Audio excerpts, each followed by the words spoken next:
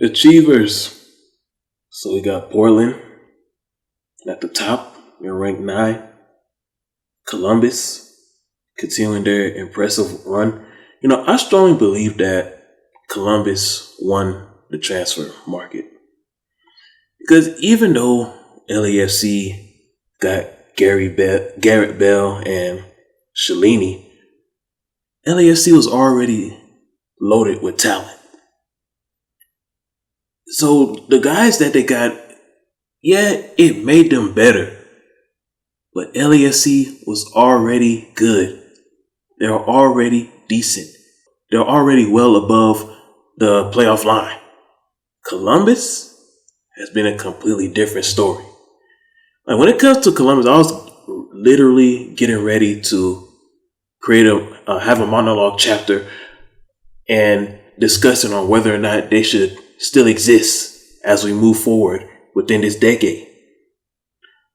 I was literally getting ready to strongly suggest that the Columbus Crew should go out of business. And the fact that an entire team has changed just based on the arrival of one guy, that is why I believe Columbus won the transfer market. They're the biggest winners in this year's transfer market. And moving forward, I hope to see something like this every year, where MLS teams are not only just selling big-time players, but as they sell big-time players, they receive a big-time player in return. This is what I didn't like about NYCFC and New England, how they handled the summer transfer market.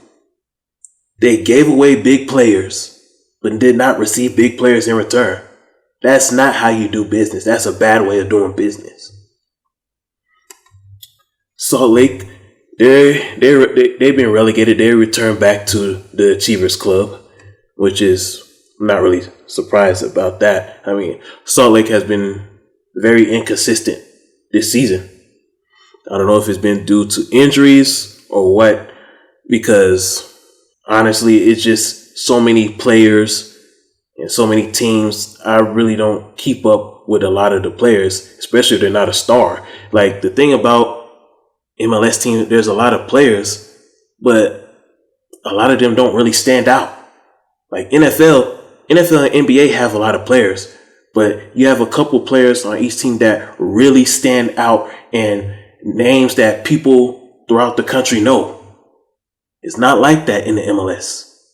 Yeah, you have a lot of players, but there's few that stand out. And then the few that stand out, they usually end up going to Europe in the middle of the season. Vancouver, an impressive late win against Houston on Friday night.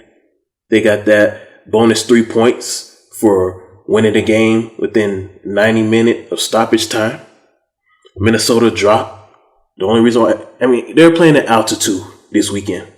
So I'm not really going to be harsh towards Minnesota, because whenever you're the road team playing in altitude, the odds of you winning is really, really slim.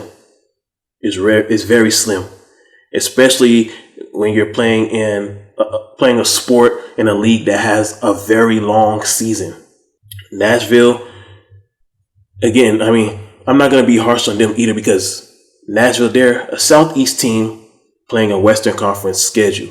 And the fact that they're still a playoff contender, playing a tough schedule, like in the beginning of the season, I believe there's like 7 straight games where they're playing on the road because their stadium wasn't ready yet. So Nashville has it tough. When Nashville returns to the Eastern Conference next year, top 3, top 5. No doubt in my mind. So this is this week's Achievers Club. Teams 9 through 14.